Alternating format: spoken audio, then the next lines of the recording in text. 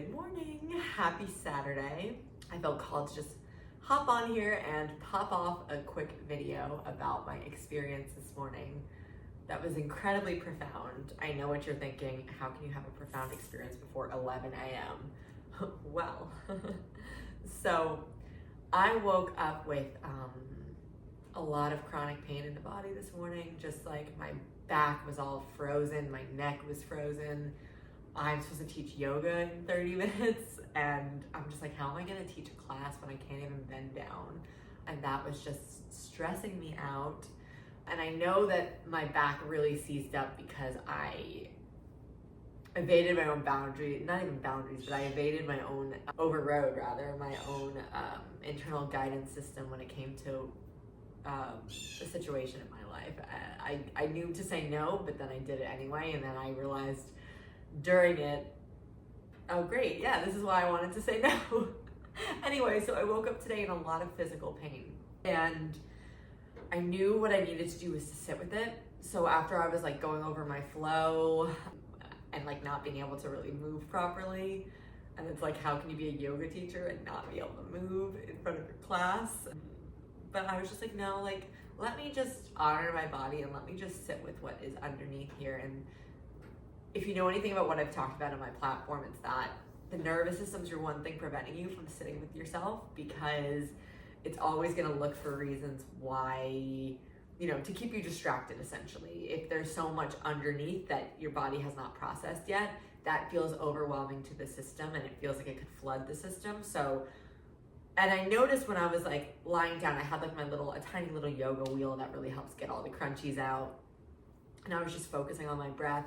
And this is the least amount of distraction I've done to just drop in. Normally I'll be like flinching and like my body will just rearrange itself, or I'll be like itching things all over my face. There's always ways that my nervous system's like creating distractions so that I don't drop in. And it took me a lot quicker than it normally would to drop in, and I was just sitting with my breath, breathing on this with this thing like right behind my heart, and my heart felt so sensitive and open and tender and raw, and I didn't like the experience. It was giving me anxiety to have my heart so open, but I was just sitting with it anyway and just observing myself from a higher perspective. And sure enough, yeah, I had a little bit of opening happening, some cracking started to happen, meaning some of that fascia was kind of softly opening up. And so I knew that my time with that little yoga wheel was done. I just wanted to sit in my bed and just lie down and observe and witness my body. And sure enough, I did. And I might get a little sensitive and emotional about this because it is so raw and so recent, but this is kind of like my way of processing as well, is sharing with y'all. So as I was looking into my body and what was stored, because most of my pain is like in my chest and behind my heart, so like, you know, in between my shoulder blades, there's like all this stagnation there. And I was like feeling it just melting away in real time because these tears were just pouring out of both of my eyes. And what came on strong for me was that I was holding on to so much grief because I, for so long, was allowing people to love me the wrong way, or just not loving me at all. And I was holding on to this idea of what I thought was love and allowing that behavior and allowing people to treat me that way. And so because of that, I closed my heart up so much because of all these partners that couldn't love me the way that I needed to be loved. And I didn't feel like I could protect myself. So I just closed my heart up, and that's what all this stagnation and this hardened fascia around my heart was.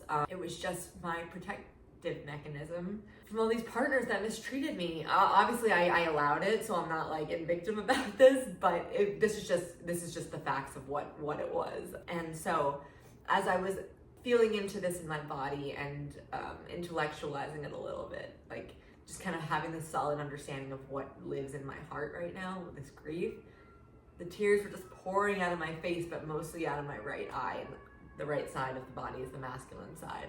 Any masculine influences will be housed in that side of my body. And I just felt like my chest just like melting in real time, just getting softer, with every tear that was pouring out, it was just like this opening, this beautiful opening that was happening in my body, and it was incredibly profound. And I'm just glad that I sat with this and I sat with myself. And this was the first time I was able to just sit with myself and allow myself to feel what was going on and allow myself to cry. I normally can't self-hold myself because I wasn't really taught as a child that emotions were safe, and normally I kind of need someone to walk me through my emotions. And this felt like a very transformative time, because if I hadn't created that safety within my system to allow the witnessing and the releases to happen, this would have never been a reality. And my body feels so much better than it did this morning. Like, my neck is less stiff, my behind my heart is not as painful anymore.